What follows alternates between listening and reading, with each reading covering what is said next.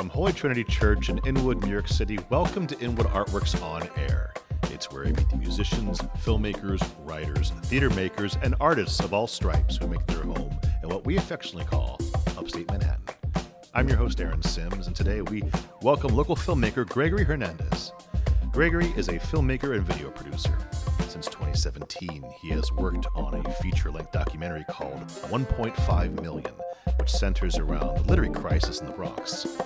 He is the founder and owner of Green Canvas Productions, a video production company that produces commercials and explainer videos, and is the co-host of Uptown Films, a 30 to 40-minute weekly podcast created to improve the Uptown NYC cinema landscape, appreciate the craft of filmmaking, and spotlight the array of career paths within the industry.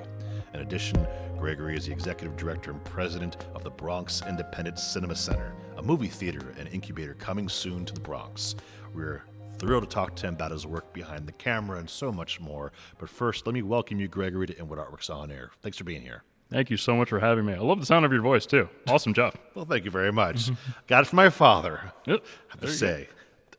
Not my choice. It just happened that way. But thank you very much. Well, how are you? I'm doing really well. I mean, it's really rainy and windy and cold outside, but I've been really busy today, and I'm really happy to be here. Thank you for having me. You bet. It's a perfect day to focus your creativity on your craft and record a podcast or two. So you've done so much work revolving around the lens of the camera. How did you find your way behind one? Oh, yeah. Thank you for that question. It's basically 10 years ago. I had a background in theater and creative writing, and then a good friend of mine was also in theater with me. He was making his thesis film in college, and he asked me to act in it. And I said, sure, I've never done work on camera. And fast forward a year later, a friend asked me, hey, I need an AD. You did stage management in theater. And I'm like, how do those two translate? He's like, it's similar. I need an authoritative, not bossy, but organized guy that gets things done. And you have the right voice and temperament for it. And I was like, cool. What do I need to do? Call sheets, spreadsheets, things like that. Let's do it. And that was 2014.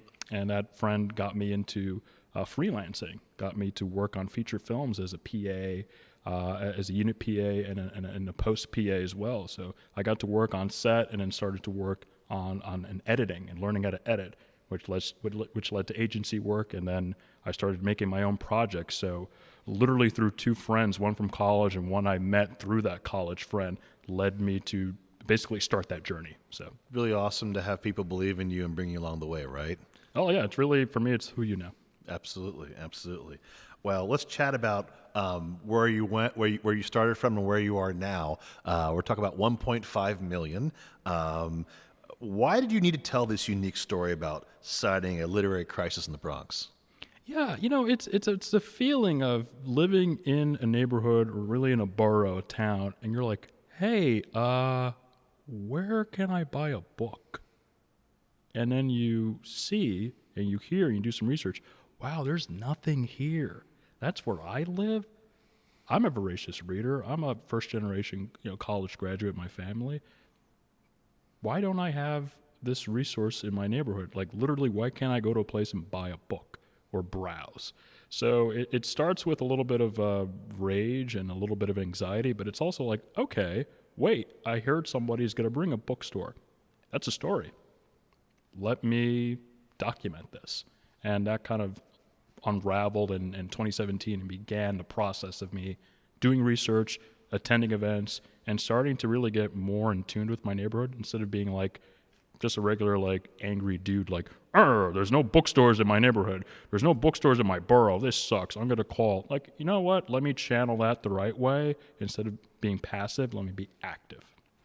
I love the fact, I think the word is participation. You're participating in your own community. And I think that's it's a very personal participation, that need, and that's why I really, having seen the film, I think it's very much about that. It comes through, I think, in the filmmaking and the story crafting about, there is rage and I like the fact that it's a little bit of an alarm bell ringing too, in the sense of saying, hey, don't miss this. Are you aware? Are you aware? And I think in this day and age of online readership, I mean, how many people get the New York Times in print versus reading it online, or get the New York Times at all anymore because they can read things online, let alone a book. But how you consume information has changed quite a bit. So I bet half of the people don't even realize there's the issues you're speaking of about the lack of books available because of A, lack of bookstores, B, libraries availability and their proximity to people and their hours and and the support for those things. Not to mention the third wave of the we'll call it the nonprofit slash advocates and activists who are doing their pop-ups here and there on the sidewalks. I feel like that's your three-prong approach in many ways, in outlining what people are doing to offer solutions to what can be called a literary crisis, and which I think is more of like, sounds like something like on the news you hear. Well, there's a literary crisis in the Bronx, and it makes you feel like something's on fire, right? And the Bronx is burning. Yep, but in a different way, right? Yeah, and it's funny you bring that up. It's like, still, when I ask people this question till this day, even today, it's like, wow, I didn't know that. So like, you still didn't know, even like 6 years later. So I only have one. Yeah. Still, like, it's still relevant. Because I said 2017 is when you started on this, right? I was 2017 when I met Noel Santos, who was doing pop-up events. I started, attending community board meetings, taking pictures at literary events, and that's where I started to discover, okay, what would the story look like in a documentary? Because this is my first documentary. I know it's fresh from the editing room, so I want to take this time to ask you, and not to say you can't still, futz with it or anything like that. Did you set to make the movie you wanted to make in 2017? No, I thought this was going to be a short, like 30, 35 minutes max. No intention of making it a feature, but I got access. People didn't say no. They're like, oh, you want to interview me about this? Sure. You want to shoot my event? Sure. What's this going to be? It's a story about this. Okay.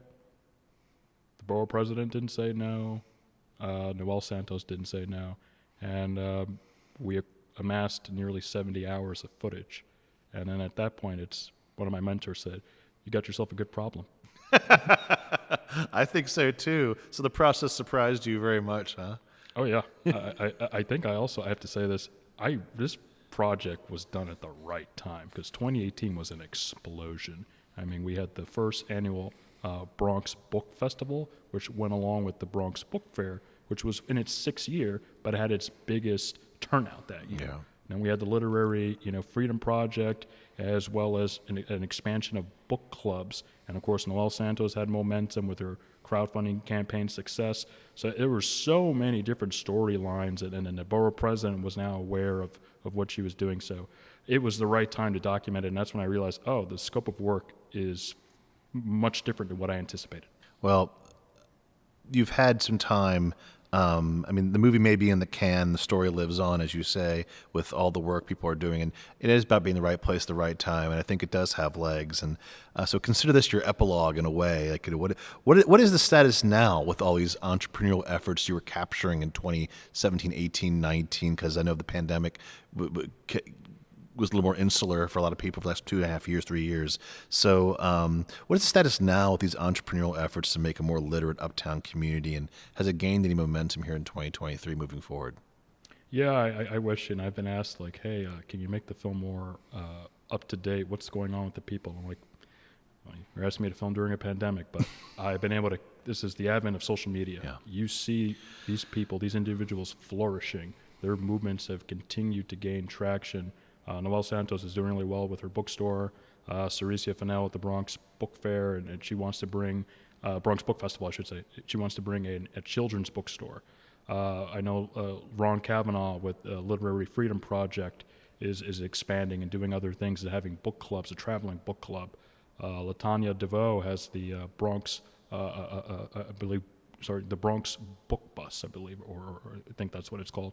And she has her wheels on the bus in terms of going around the Bronx. We also have, Rebecca Show with Boogie Down Books. she's doing incredible things with like her pop-up events. So Brandon Montez with the Norwood Community Library, still doing amazing things, and Anthony Tucker with the NYCHA Playground Library. So they've taken it's really, in this film, it's a granular approach we've taken, and all of these individuals in different zip codes are doing phenomenal work that can still inspire people today and can still galvanize people to say, hey, I can do that. Maybe you don't have to open up a bookstore, but you can do one of those other things, like a book club or a little free library. And when I started this project, there were only 3 little free libraries in the borough in 2018. Fast forward to now, we have over 35. There you go. So it's amazing. And you don't have to start your own. You can support someone else's. Exactly. Yeah, you can. Someone's a steward. They need help. You can't do it on their own. They can help them refill the books and use social media. Well, let's keep our pulse on the moving uptown, movie making uptown and in the Bronx. And I want you to take this opportunity to let our listeners know about what efforts you are making to build a space for filmmakers and with the forthcoming Bronx Independent Cinema Center. What's it all about? Yeah, so here we are. For context, I co-founded Bronx Film 48, which was a community-based organization to do 48-hour film challenges to get people to experiment. I realized that idea is great and it's still going, but I realized I needed to create a space and have a vision for a physical space, essentially a movie theater. Right now, we're focusing on getting that vision out there by pop-up events, by essentially doing workshops on the business side of film, doing industry talks like fireside chats with industry professionals, and doing mixers and all sorts of little screenings like in parks and in community centers or schools. So we can get people to understand that we need a space for our own in the borough where we can indulge in cinema, where we don't have to go downtown to like a Metrograph, IFC Center, a film forum, and also space, an incubator, where we can learn that second half of film, like the producing, marketing, the distribution, the stuff I'm handling right now that's very daunting. It's very intimidating, but you need to know that business side if you're an artist and a creative, because that'll allow you to ascend in an upward trajectory and have a long, sustainable career as an independent filmmaker, and making films between the $50,000 to maybe $1 million range.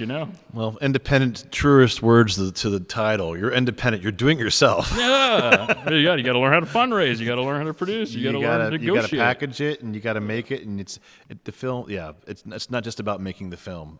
Yeah. And we need a movie theater. We need a movie theater for just selfishly for the community. Communities, and I've been singing that same refrain, which is why I created Inwood Artworks and creating the Inwood Film Festival, in the sense that it's the only time anybody in Inwood has a chance to see a film in Inwood. The only time ever. Yeah. And it's the only and you know what? That says something. And it's like, we don't want to be the only ones. Exactly. And we're hoping, we've been doing it now. I think this is our pandemic aside, we've been doing it for 8 years. It's our 6th film festival. We've done it for 8 years because we've been online for 2 years. But I didn't feel comfortable calling it a film festival because our film festival is about bringing the community together and people in person to actually, like you said, go to a film. You're sharing as a community. So we were able to share online. And so if you want to say on the back of a napkin, it's 8 really. But we're proud to say we held off for 2 years and did the festival proper last year for our 5th annual. The 5th annual took 3 years to get done, but it happened. But I applaud you for your efforts for this. And so have you have a site secured yet by any chance, or do you or a general location neighborhood within the Bronx that you're scoping out and keen on using that as a secure place for everybody? Yeah, we don't have a space secured, although we did, kick the, hornet's nest a little bit and pissed off the owner of the Los Paradise Theater royally. Great. Which was phenomenal. Gerald, and why were they mad? Gerald Leiblich, I think I'm pronouncing his name right. I was being interviewed by a news outlet in front of the theater, like, hey, wouldn't it be great if we could do something? And he was like, you are a fraud. I'm never selling this theater to you. And I said, wow. Okay, well, what if we raise $6 million in the next 4 to 5 years? But we are looking in that area, in the Fordham area, because it's so accessible from Manhattan to the Bronx. Grand Concourse kind of place. Yeah. Trains, buses, Metro North. Perfect. You can come down. Yeah. And it's so hard to travel. You talk about the Jimi Hendrix song, Crosstown Traffic. It's hard to travel within the Bronx, east to west and vice versa. So that avenue, that hub, perfect for accessibility, affordability, and equity. But we are looking in the Fordham area. We are talking with a city council representative named Parina Sanchez and the borough president's team. You know, so many churches, so many theaters in the Bronx used to be churches and, theater store. I've become churches, theater stores, as well as, supermarkets, grocery stores, and things of that nature. So we need to take one of those former places and restore it to its prominence. So we're looking at a few places in districts 14 and 16, basically the Fordham area or near 161. And right now it's pop-up events, but... Hey, we can take the BX12 right across Inwood, folk. We go there all the time, so we're right there. And, the way I look at it is, and you know this, and I'll say it out loud to other people too, is that, Inwood Artworks is about, it's literally in our mission, it's about, creating and curating professional performing and visual arts in Inwood and surrounding communities. So, the Fordham area, Van Cortlandt Park, down to Washington Heights area, these are very much part of our community. So we very much support what you're doing, and we look forward to seeing how this program grows. And also, we can frickin' make some terrific collaborations. That's the idea is that it belongs to everybody, right? Yeah. That's the thing. It's to your point, I said it as well, and in all of our messaging for Inwood Artworks. Why go downtown? Why go downtown when you can literally take one subway stop or take the BX12 to see a film or a concert or an opera or a dance or you name it, whatever local groups are doing up here. I'm a firm believer, as you all know from me founding this organization and what Artworks is that, it's about local communities. It's about the people who live here, the marginalized people who, why must we, when you creating your own little independent movie theater in the Bronx and showing The Godfather, people will say, what are you doing showing The Godfather? Everyone's seen that. Well, guess what? I guarantee you not everyone's seen it. Yeah. Why do Hamlet again? Why do La Boheme again? Exactly. Everyone's seen that. Well, I guarantee you a lot of these people in this community, in our community, have never seen that. Yeah, so I think what you're doing is great, and I look forward to seeing how it grows and future collaborations, of course. And I'll mention, if I haven't already, that 1.5 million is getting its premiere at the Inwood Film Festival here coming up. So we're excited to, again, use our platform to keep raising the work of our local artists like yourself. Thank you so much. You bet. And I also want to plug briefly, you have a video production company, Green Canvas Productions, which I mentioned earlier. You can hire Greg for commercial work. Yeah, you really can. He's available, industrial work, right? So, get the guys some jingle, and it goes to a good cause. Him. Gotta pay the rent, right? Yeah, definitely. And we're also a minority business, a certified minority business enterprise, so we can work with city officials and work with other entities that need to work with MBE companies. So we essentially can do everything. We're a full service video production company. There you go. And are you bringing your podcast back or not? Yeah, we're working on season 2. I just need my co-host, who's handling a personal matter right now, to come back. Great. But yeah, we definitely want to make season 2 happen. Fabulous. And we want to once again work with you as well. I'm here. I want to bring you on. Let me know. I'm around. You know me. You can find me walking the streets of Inwood aimlessly for venues that I could turn into mini performing arts centers and film centers. Just not like on a day like this because it is pouring. But not walking on a day like this, exactly. Today like this, we record podcasts and hang out and talk about how we're going to try to take over the world. But you have your hands full of multiple administrative projects, and 1.5 million is taken form. So I want to know what's the next film project you're personally going to embark on? Yeah, thank you for that. Next one is going to be the first narrative feature film that I want to do. So we're developing that, and by we, I mean myself and my mentor, and it would be a narrative feature. I'll just say this. It's about 2 families, one from Haiti and one from the Dominican Republic, and the dynamic between those 2 families, their relationships, as well as the countries and the cultures. There's a lot of, it's a tumultuous time period right now over there in Haiti. Narrative film set in present day or at present day? Present day, yeah. So it would be something family based in New York, and then if we have the funding, we can travel to Dominican Republic and shoot there, as well as Haiti if possible. There's some interesting, complicated relationships in that triangle. I'm Dominican. I have a lot of Haitian friends. Yeah. It's a lot of research to be done, but I think it could truly be explosive, and I'm all about starting conversations, thought-provoking conversations. Yeah. See where they lead. Yeah. Well, Gregory, it's been a pleasure speaking with you and having you on the program. Thank you. Before we say goodbye, where can we send people to find out more about your work? Yeah, my personal handle on Instagram is Greg Hernandez Photos, and of course 1.5 million _documentary. And for my business, it's Green Canvas Productions, and the podcast is Uptown Films _pod. Listeners, you have your marching orders. Go check out all this stuff. Follow Gregory and all the great things he's doing up in the Bronx. And when I say the Bronx, I mean up and also next to us and below us, by the way, because that's the way we roll in Inwood. So thanks again, Gregory, for joining me. Thank you so much for having me. It was an absolute pleasure. You bet. So this is the Artist Spotlight edition of Inwood Artworks On Air. It's where I meet the musicians, filmmakers, writers, theater makers, and artists of all stripes that make their home here in what we affectionately call Upstate Manhattan. If you have a moment, please show us some love right now by rating and reviewing this podcast on Apple Podcasts. It really does help. Many thanks to Holy Trinity Church here in Inwood for hosting us, and to HeightSites.com for Uptown promotional support. You can support On Air and all of our programming by making a tax-free donation to inwoodartworks.nyc/donate, and also via Venmo at Inwood Artworks. Be sure to follow us on social media, keep with all that we do, which includes the Inwood Film Festival, Filmworks Al Fresco, pop-up art galleries, live performances, and so much more. Inwood Artworks On Air is proud to be supported in part by public funds from the New York City Department of Cultural Affairs in partnership with the City Council. And Inwood Artworks programming is made possible by the New York State Council on the Arts with the support of the Office of the Governor and the New York State Legislature. From the top of Manhattan and the bottom of our hearts, thank you so much for tuning in. This is Aaron Sims for Inwood Artworks On Air.